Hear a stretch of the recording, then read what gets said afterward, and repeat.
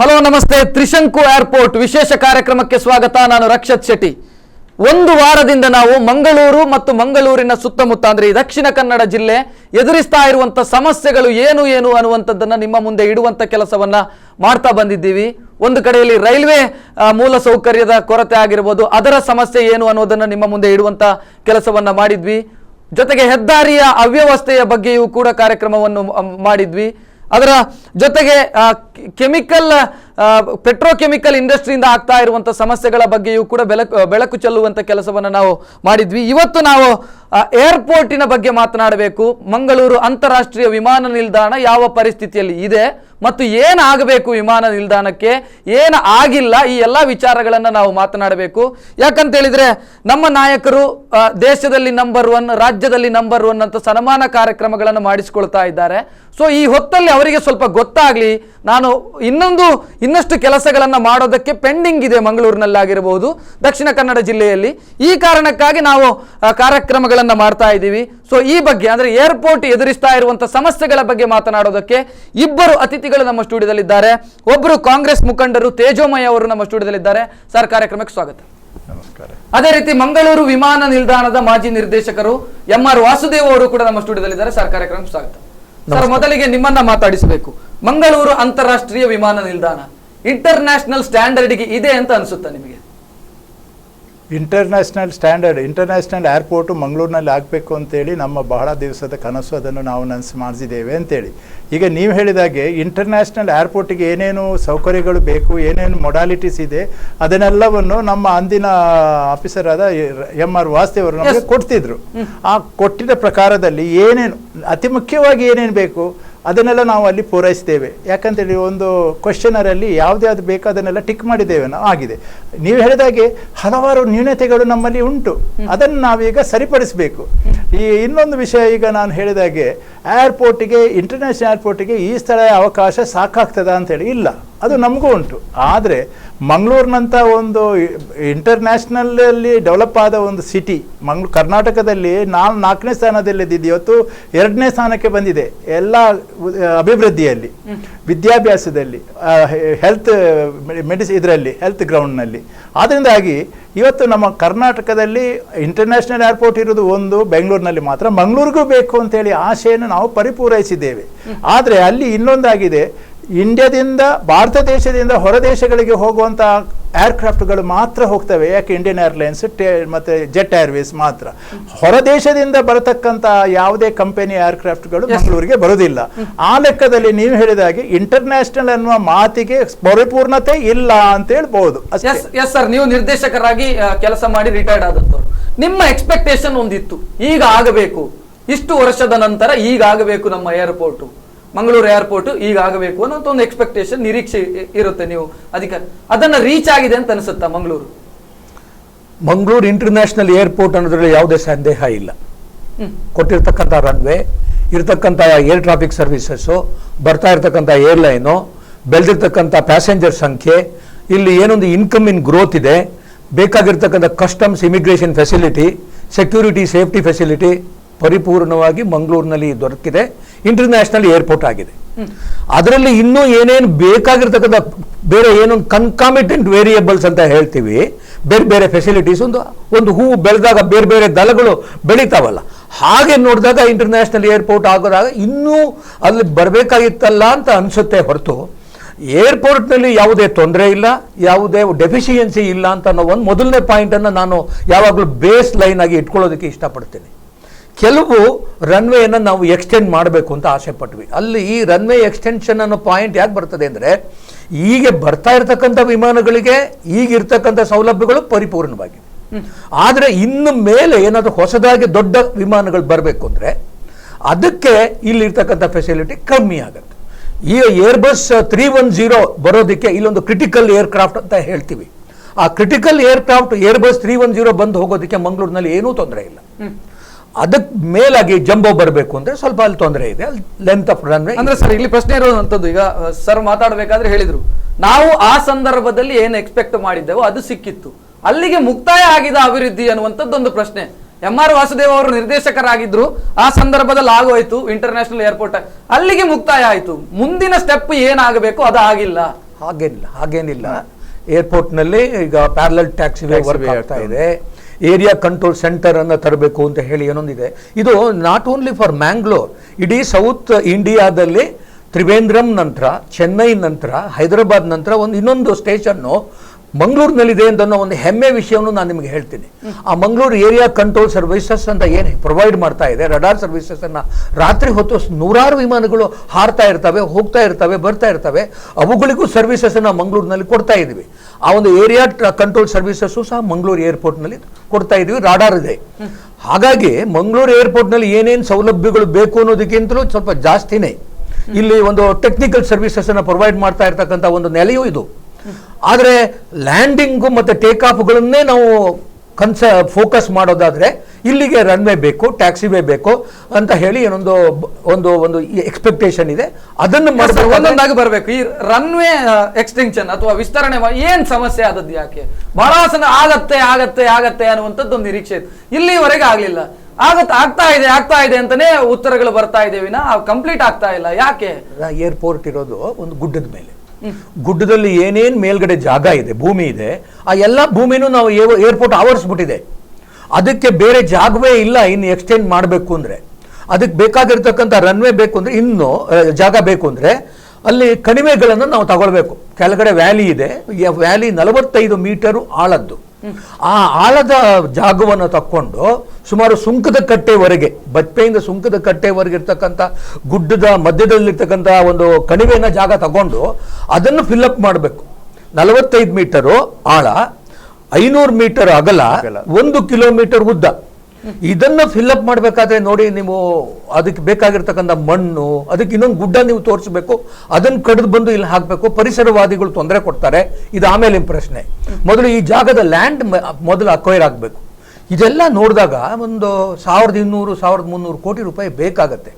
ಒಂದು ಸರ್ಕಾರ 1300 ಕೋಟಿ ರೂಪಾಯಿನ ಒಂದು ಜಾಗದಲ್ಲಿ ಇನ್ವೆಸ್ಟ್ ಮಾಡ್ತಾ ಇದೆ ಅಂದರೆ ಯಾತಕ್ಕೋಸ್ಕರ ಮಾಡಬೇಕು? ಅಲ್ಲಿಂದ ರೇಟ್ ಆಫ್ ರಿಟರ್ನ್ ಇದೆಯಾ ಅಂತ. ರೇಟ್ ಆಫ್ ರಿಟರ್ನು ಮಂಗಳೂರಿನಿಂದ ಅಷ್ಟನ್ನ ನೀವು ಇನ್ನೊಂದು 10-15 ವರ್ಷಗಳ ಕಾಲ ಎಕ್ಸ್ಪೆಕ್ಟ್ ಮಾಡೋದು ಸ್ವಲ್ಪ ಕಷ್ಟ ಆಗುತ್ತೆ. ಯಾಕೆಂದ್ರೆ ಕನ್ಸ್ಟ್ರಕ್ಷನ್ ಮಾಡೋದೇ 10 ವರ್ಷ ತಗೊಳತ್ತೆ. ಸೊ ಹಾಗಾದ್ರೆ ರನ್ವೇ ವಿಸ್ತರಣೆ ಅನ್ನುವಂಥದ್ದು ಇನ್ನು 15 ವರ್ಷ ಪ್ರಕ್ರಿಯೆ. ಅದು ಒಂದು ನಿಮಿಷ ನಾ ಹೇಳ್ತೀನಿ. ಅಲ್ಲಿ ಸ್ವಲ್ಪ ಸಣ್ಣದಾಗಿ ನಾವೊಂದು 400 ಮೀಟರ್ ಅನ್ನ ಏನಾದರೂ ಅಗಲ ಅದನ್ನ ಫಿಲ್ಅಪ್ ಮಾಡೋದಕ್ಕೆ ಪ್ರಯತ್ನ ಮಾಡಿ, ಸಣ್ಣದಾಗಿ ಒಂದು 300 ಕೋಟಿ ರೂಪಾಯಿನ ಹಾಕ್ಬಿಟ್ಟು ಅದನ್ನು ಡೆವಲಪ್ ಮಾಡಿ, ಆಮೇಲೆ ಇನ್ನೂ ಸ್ವಲ್ಪ ದಿವಸ ಆದಮೇಲೆ ಇನ್ನು ಸ್ವಲ್ಪ ಎಕ್ಸ್ಟೆಂಡ್ ಮಾಡುವಂಥ ಒಂದು ಫೇಸ್ಡ್ ಪ್ರೋಗ್ರಾಮ್ ಅನ್ನ ತಗೊಂಡ್ರೆ ಬಹುಶಃ ಒಂದು ಒಳ್ಳೆಯ ಅಭಿಪ್ರಾಯ. ಸರ್, ಈ ರನ್ವೇ ವಿಸ್ತರಣೆ ಅದಕ್ಕೆ ಬಾಲಗ್ರಹ ಪೀಡೆ ಏನಾದರೂ ಇದೆಯಾ? ಬಾಲಗ್ರಹ ಪೀಡೆ ಇಲ್ಲ. ಯಾಕಂತ ಹೇಳಿದರೆ ಅವರು ಹೇಳಿದಾಗೆ ಪ್ರಾರಂಭದಲ್ಲಿ ನಮಗೆ ಸುಂಕದ ಕಟ್ಟೆ ಗುಡ್ಡ ಮತ್ತು ನಮ್ಮ ಈಗಿರುವ ಗುಡ್ಡವನ್ನು ನಡುವಿನ ಕಣಿವೆಯನ್ನು ತುಂಬಿಸುವಂಥ ಒಂದು ಯೋಜನೆಯನ್ನು ಹಾಕಿದೆವು. ಆ ವಿಷಯಕ್ಕೆ ನಾವು ನೋಡುವಾಗ ಎಕ್ವಿಸಿಷನ್ ಪ್ರಾಬ್ಲಮ್ಸ್ ಅಲ್ಲಿ ಕೆಳಗಡೆ ಇದ್ದ ರೈತರಿಂದ ಜಾಗವನ್ನು ನಾವು ಎಕ್ವಿಸಿಷನ್ ಮಾಡಬೇಕು. ಆ ಲೆಕ್ಕದಲ್ಲಿ ಹಾಕುವಾಗ ಎಲ್ಲ ತಯಾರಾಗಿತ್ತು. ಸರ್ಕಾರ ಚೇಂಜ್ ಆಯಿತು. ಯಾಕಂತ ಹೇಳಿದರೆ ನಮ್ಮ ಕಾಂಗ್ರೆಸ್ ಸರ್ಕಾರ ಹೋಗಿ ನೆಕ್ಸ್ಟ್ ಯಡಿಯೂರಪ್ಪನವರ ಸರ್ಕಾರ ಬಂತು. ಯಡಿಯೂರಪ್ಪನವ್ರ ಸರ್ಕಾರ ಬಂದಾಗ ನಿಜವಾಗಿ ಪಲೆಮಾರದ್ರಲ್ಲಿ ಭಾಳ ಒಂದು ಇಂಟ್ರೆಸ್ಟ್ ತಗೊಂಡ್ರು. ಅವರು ನಮ್ಮ ಡಿಸ್ಟ್ರಿಕ್ಟ್ ಇನ್ಚಾರ್ಜ್ ಮಿನಿಸ್ಟರ್ ಆಗಿದ್ದರು. ಬೇಕಾದಷ್ಟು ದುಡ್ಡನ್ನು ಕೂಡ ಮಾಡುವಂಥದ್ದು ಮಾತ್ರ ಆಗಲಿಲ್ಲ. ಬಾಕಿದೆಲ್ಲ ಪ್ರೊಸೀಜರ್ ನಮ್ಮ ಪ್ರಕಾರದಲ್ಲಿ ಆಗಿತ್ತು. ಆಗ ಡಿಪ್ಟಿ ಕಮಿಷನರ್ ಮುಖಾಂತರದಲ್ಲಿ ಆ ಎಕ್ವಿಸಿಷನ್ ಆಗಬೇಕಾಗಿತ್ತು. ಅದಕ್ಕೆ ಬೇಕಾದ ಕೆಲಸವನ್ನೆಲ್ಲ ಡಿಪ್ಟಿ ಕಮಿಷನ್ ಆಫೀಸಿಂದ ಮಾಡಿದಾಗ ನಮಗೆ ಮೇಯ್ನ್ ಬಂದದ್ದು ಬಜೆಟ್ ಅಲೋಕೇಶನ್ಸ್. ಸ್ಟೇಟಿಂದ ಬಜೆಟ್ ಅಲೋಕೇಶನ್ಸ್ ಆಗಬೇಕು. ಈಗ ನಮ್ಮ MR ವಾಸುದೇವರು ಹೇಳಿದಾಗೆ ಈ ಏರ್ಪೋರ್ಟಿನಿಂದ ಮುಂದಿನ ದಿನಗಳಲ್ಲಿ ಯಾವ ಥರದ ಒಂದು ವರಮಾನವನ್ನು ಅಂದರೆ ಇನ್ಕಮನ್ನು ನಾವು ಎಕ್ಸ್ಪೆಕ್ಟ್ ಮಾಡ್ಬೋದು ಅಂಥೇಳಿ ನಮಗೆ. ಯಾಕಂತ ಹೇಳಿದರೆ ಅವರು AI ವಿಷಯ ಹೇಳ್ಬೋದು ಏರ್ಪೋರ್ಟ್ ಅಥಾರಿಟಿ ಇಂಡಿಯಾದವರಿಗೆ. ಆದರೆ ನಾವು ನಮ್ಮ ಮಂಗಳೂರು ಕರ್ನಾಟಕ ಸರ್ಕಾರ ಈ ಜಾಗದಲ್ಲಿ ಅದರಿಂದ ಅಭಿವೃದ್ಧಿ ಆದಾಗ ಯಾವ ಥರದ ಒಂದು ಪ್ರಯೋಜನ ನಮಗೆ ಸಿಗ್ಬೋದು ಅಂತೇಳಿ ಲೆಕ್ಕ ಹಾಕುವಾಗ ಸ್ವಲ್ಪ ಅವರು ಹೇಳಿದಾಗೆ ಒಂದು 10 ವರ್ಷ ಅದನ್ನು ಕಾಯಬೇಕು ಅಂತೇಳಿ ಆಯಿತು. ಈ ಸಂದರ್ಭದಲ್ಲಿ ಸರ್ಕಾರ ಚೇಂಜ್ ಆಯಿತು. ಈಗ ಅಷ್ಟು ದುಡ್ಡು ನಮ್ಮಲ್ಲಿ ಈಗ ಒಂದೇ ಸಲ ಹಾಕಲಿಕ್ಕೆ ಎಕ್ವಿಸಿಷನ್ಗೆ ಅಷ್ಟು ಬೇಕಾದಷ್ಟು ಕೆಲವು ಕೋಟಿ ರೂಪಾಯಿ, ಯಾಕಂತೇಳಿ ನಮ್ಮ ಲೆಕ್ಕದಲ್ಲಿ ಸಾಧಾರಣ 200-300 ಕೋಟಿ ರೂಪಾಯಿ ನಮಗೆ ಬೇಕಾಗಿತ್ತು. ಈಗ ಮೊನ್ನೆ ಅದನ್ನು ನಾನು ಹೇಳಿದಾಗೆ ನಮ್ಮ ಜನಪ್ರತಿನಿಧಿಗಳು ಹೋಗಿ ಪ್ರೆಷರ್ ಹಾಕಿದರೆ ಮಾತ್ರ ಅಲ್ಲಿ ಕೆಲಸ ಆಗ್ಬೋದು. ಅದು ಆಗಲಿಲ್ಲ ಅಂತೇಳಿ ನಾನು ಕಾಂಗ್ರೆಸ್ಸಿಗನಾಗಿ ಹೇಳ್ತೇನೆ. ನಾನು ಅದು ಆಗಲಿಲ್ಲ.